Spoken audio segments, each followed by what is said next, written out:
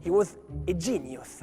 He was everything. He was the symbol of universal man of a Renaissance style and way of life. He has power to relate everything to anything else, you know. One of the most perfect examples of unifying of the knowledge, the perfect balance between art, science and technology. Sa nature était son maître d'école. Il a tout inventé en observant la nature. J'ai compris instantanément que c'était l'œuvre la plus parfaite que l'on puisse voir, ou en tout cas que moi j'ai vue. He was a painter, a sculptor, an architect, a wonderful drawer. He could create everything. L'histoire que nous allons vous raconter est celle d'une œuvre, sa création inspirée d'un des plus grands génies, Léonard de Vinci. Suivez-moi dans cette aventure qui nous fera voyager de son lieu de naissance, de ville en ville, jusqu'à sa dernière demeure. Ouvrons grand nos yeux et nos oreilles pour le saisir. Le grand artiste a dit, le peintre lutte et rivalise avec la nature. Allons voir.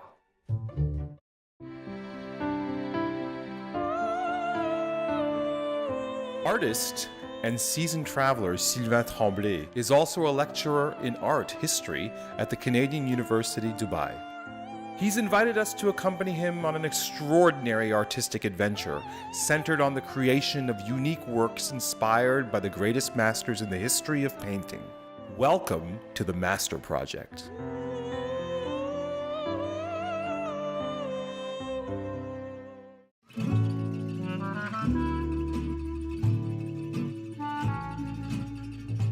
Notre voyage commence à Vinci, cette petite ville d'où lui vient son nom. Elle est aussi le point de départ de son apprentissage, sa toute première école, à travers l'observation de la nature. À voir ces paysages, ces perspectives et ces bleus qui se fondent dans l'atmosphère et que l'on retrouve dans ses œuvres, il a bien écouté son grand-père qui lui a dit d'ouvrir l'œil pour l'occhio. On peut dire que Léonard a été le premier à développer une science qui est la science expérimentale à partir de l'observation, observer, expérimenter, apprendre, apprendre pour comprendre. Oh wow, je peux pas croire que je suis là. Tout a commencé le 15 avril 1452. Un grand artiste autodidacte est né ici. Devenu un musée aujourd'hui, et pour un artiste comme moi, c'est une rencontre avec l'histoire de l'art, et ça, ce n'est pas un mystère. For Leonardo, everything can be found at the evidence of nature, in the evidence of reality. For him, the most important task of an artist and of an engineer is to reveal reality and everything that can be proved scientifically. So nothing in Leonardo can be associated to secrets, necromancy, and all these ideas. Artiste curieux avec un esprit scientifique fascinant. Il voulait comprendre l'univers dans lequel on vit. Il faut se rappeler qu'à l'époque, il n'y avait pas de photos ni d'Internet. Pour un artiste, tout était basé sur l'observation et seule la mémoire ou les esquisses devenaient leur référence. Léonard de Vinci a d'ailleurs créé des milliers d'esquisses.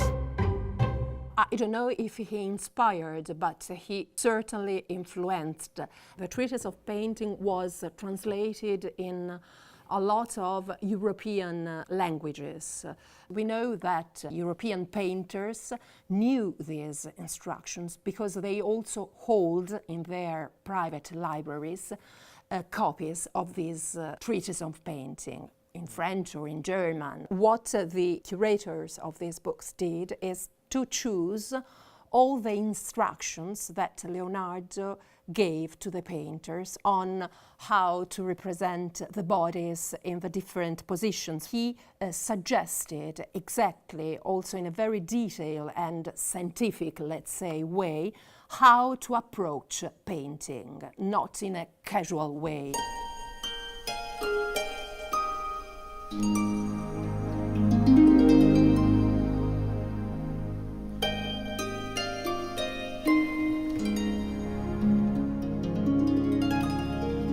cette époque, les artistes avaient un certain devoir éthique de baser leurs œuvres de façon scientifique afin de démontrer que l'art est intelligent. C'est une pression qui est encore aujourd'hui présente.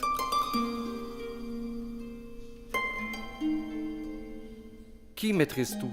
Est-ce que l'art se doit d'être intelligent? One has to know everything. I was in the way of getting to know everything, but now that I'm getting old, I start forgetting what I used to know. And so, but one thing is left, and this too I learned from Leonardo, curiosity. As long as I'm curious, then I keep going. That's my punchline, use it for it. J'entends que la curiosité est une composante philosophique qui entretient l'esprit vif. J'adore ce genre de notion. Carlo Pedretti est reconnu comme l'un des plus brillants spécialistes de Léonard de Vinci. Il lui a consacré sa vie. It takes a long time. Do you still to discover connection? I'll discover it right now. You still to discover right now? And before 10,000 pages, manuscript pages. I mean, who else has this legacy of these ideas? I mean, through Leonardo's manuscripts, one is able to enter into his mind at work, you know, and that's a great inspiration. He's not a painter who portrays as an impressionist, I mean, the impression of a view of a landscape. He does a landscape and starts writing underneath how is the rock formation and how is the vegetation there, what kind of thing here and there, power of the water, why it creates certain things, you know. J'entends que la curiosité est une composante philosophique qui entretient l'esprit vif. Quelle chance d'échanger quelques coups de crayon avec ce grand professeur Pedretti. Il me reste une dernière question avant de poursuivre notre aventure. The Battle of Hungary. I want to know something. I would like to know it too.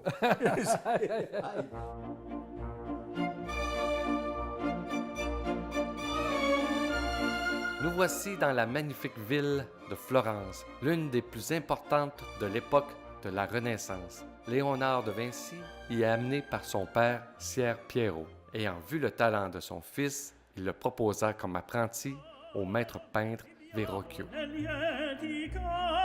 Quelques années plus tard, Léonard de Vinci et Michelangelo se retrouvent à peindre face à face dans la salle des 500 au Palazzo Vecchio.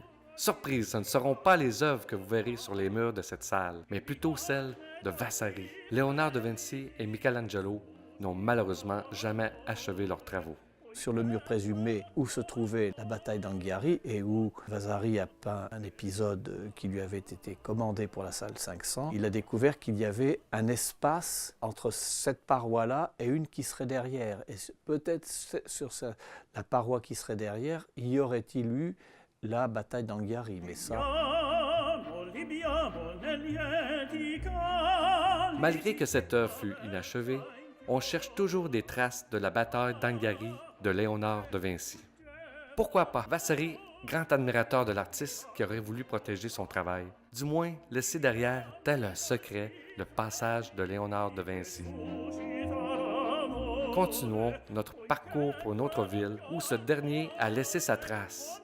Le professeur Ferrari nous raconte son passage dans la ville de Vigevano. When I usually speak to my students at the university, I will say this thing: we must be humble, like Leonardo, because Leonardo was the best, was the genius, was the symbol of Renaissance art, but he was never satisfied. Vigevano, at the end of the 15th century, was the second capital after Milan. This wonder place was created by a genius, Ludovico il Moro, the Duke of Milan.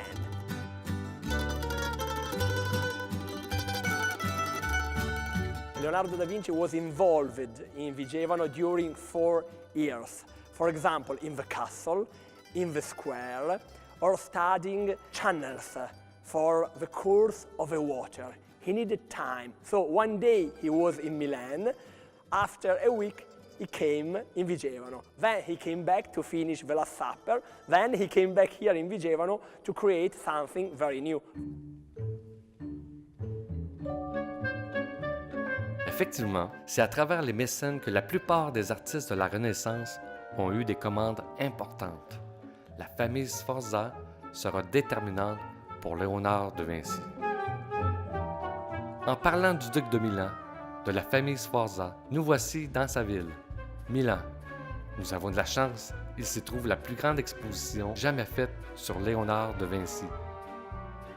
Tout d'abord, allons en direction du Musée des sciences et de la technologie, où l'on retrouve des reproductions des inventions de Léonard de Vinci d'après ses esquisses. In the years spent in Milano, he was here for almost 18 years, between 1482 till 1499. He was fond of looking to many things that were important in Milano, from hydraulic engineering to manufacturing. He made a lot of reliefs, observations of the countryside, of the canals, waterways, architectures, and so on. And before making original proposals, he studied a lot. There is a long process of absorbing everything from the societies. Very often when we think to Leonardo, we think to an isolated genius creating everything in his workshop. That's not true. He's a genius, but around him there were so many people that helped him to be a genius.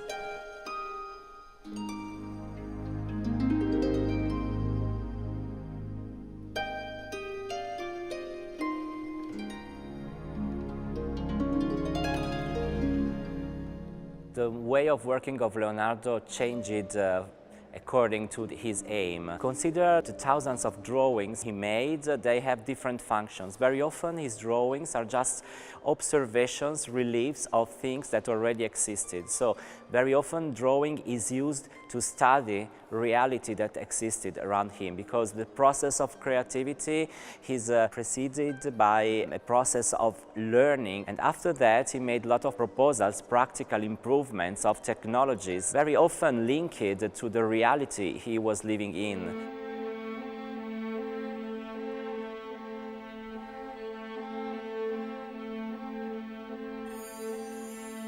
All his observations of nature and mankind were used both for his artworks and for his scientific researches. In contemporary society, everything is so much specialized, and so people focus on thematic fields, but sometimes they lose their view on the general situation. So I think that Leonardo can be an example of looking at things in a general view and find analogies between different fields of existence, art, science, and technology, and find new ideas through this unusual looking.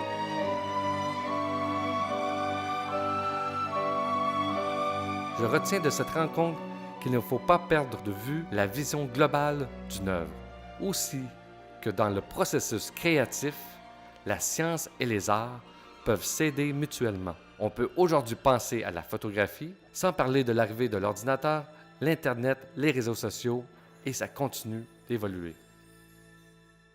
La célèbre commande du duc de Milan, la scène, un défi du langage du corps, une scène où chaque geste parle tel un roman littéraire artistiquement parfait.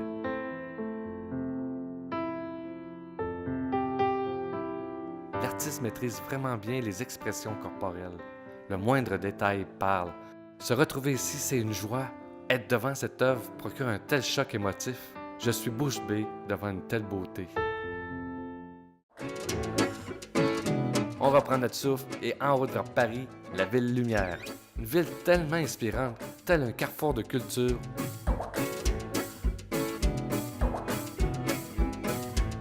Léonard de Vinci n'a pas travaillé ici, mais son âme y est. De toute évidence, avec celle qui fascine le monde entier, oui, bien sûr, la Joconde. Je suis emballé d'aller à la rencontre d'une rare personne, Jacques Frank, un artiste et historien en art. Cette superbe combinaison lui donne une vision des deux mondes.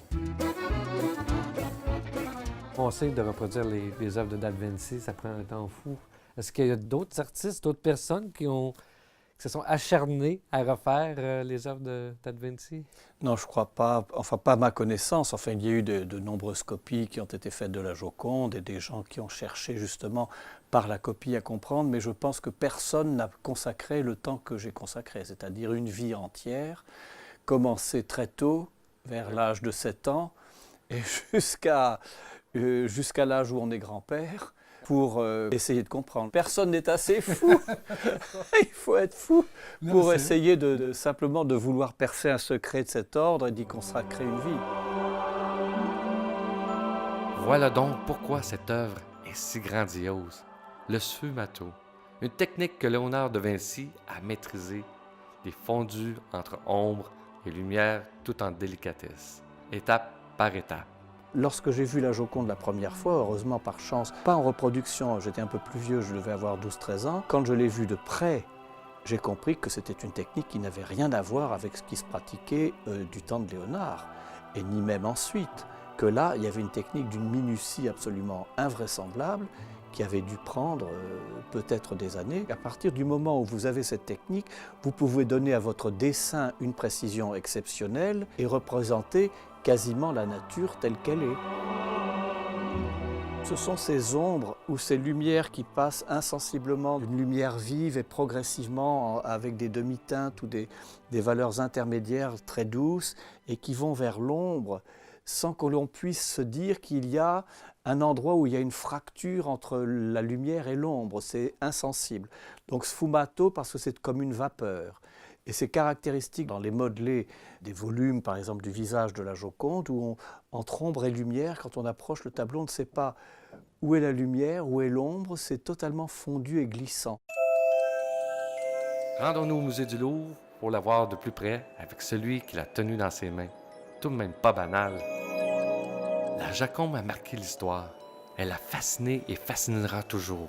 Un jour, le musée du Louvre a constaté qu'elle fut volée.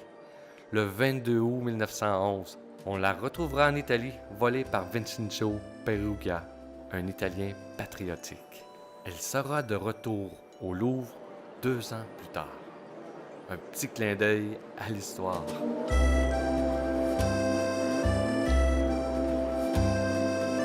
Ça vous rappelle votre enfance? La Joconde, elle a accompagné ma vie. Vous l'avez tenue dans vos mains? Oui. Oui, La Joconde. à plusieurs reprises, chaque fois que j'étais invité par la conservation à examiner le panneau décadré, lorsque chaque année il y a un examen technique qui est fait pour vérifier l'installation et l'état du tableau. On a peur de son ombre quand on tient un tableau pareil dans les mains, mais en même temps c'est une joie, étant donné que j'ai travaillé et fait de la recherche à partir de ce tableau sur la technique de Léonard pendant toute ma vie, évidemment. C'est quasiment quelque chose qui fait partie de ma famille, si je peux dire. Ouais.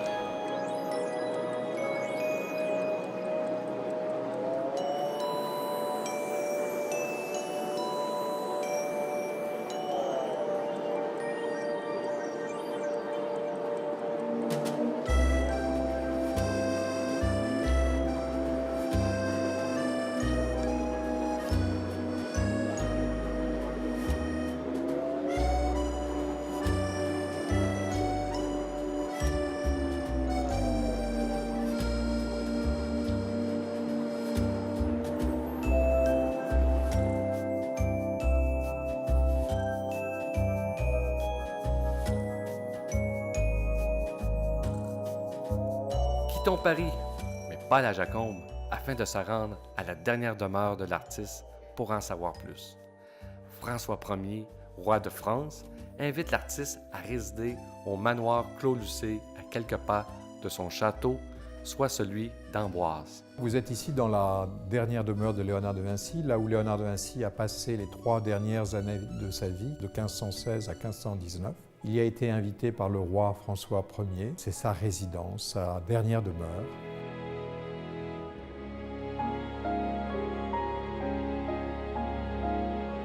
Quand François Ier invite Léonard de Vinci, il le nomme premier ingénieur, premier architecte et premier peintre du roi.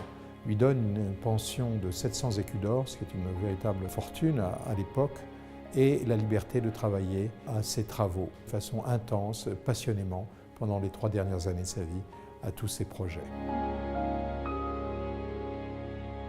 Ici, nous sommes dans la salle du Conseil, c'est là où Léonard de Vinci recevait ses hôtes de marque, les ambassadeurs, la famille royale, les Italiens, parce qu'il y avait beaucoup d'Italiens à Amboise. Nous sommes tout près du lieu de pouvoir, qui est le château royal d'Amboise, qui est à peine 500 mètres.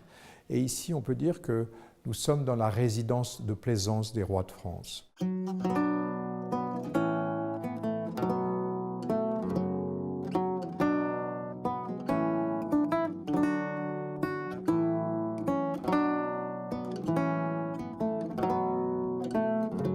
Pour Léonard, lorsqu'il arrive ici, c'est une véritable aubaine. Il est choyé par le roi, par sa famille, qui parle la même langue, qui parle l'italien. La famille royale, et notamment le roi de France, François Ier, lui voue une attention presque paternelle. François Ier appelle Léonard « mon père ». Léonard est pour lui à la fois un mentor, un grand savant, un grand artiste, mais aussi un père, puisque François Ier a perdu son père à l'âge de 2 ans. Donc c'est tout cela, cette relation extraordinaire entre ce grand artiste et ce jeune monarque de 20 ans.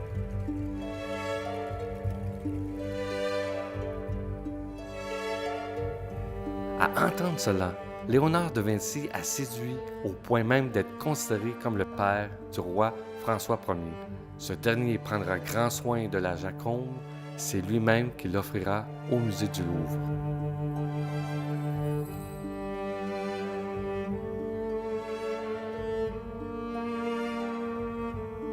La tradition rapporte que Léonard de Vinci est mort dans les bras du roi François Ier, tel que nous le raconte Vasari dans l'histoire des grands peintres. Mais en fait, ce jour-là, le 2 mai 1519, François Ier est éloigné d'Amboise, puisqu'il fête dans la région parisienne, dans l'un de ses châteaux de la région parisienne, la naissance du dauphin, son fils Henri II. Il n'en reste pas moins vrai que François Ier, apprenant la nouvelle, reviendra à Amboise et pleurera donc cet ami qui lui était si cher. Cette tradition qui est représentée par ce tableau d'Ingres, très célèbre, est un symbole puissant. La mort du plus grand artiste de tous les temps dans les bras du jeune monarque de 20 ans. Léonard de Vinci, un parcours fait de passion et de sa volonté de mettre en œuvre le savoir et l'art. Une vie vouée à la philosophie, que tout doit être en harmonie. Que de rigueur, sans oublier un soupçon de poésie. Une leçon à ne jamais oublier qui a été dite par son grand-père, Paul Lucio. Je garderai pour toujours l'œil bien ouvert.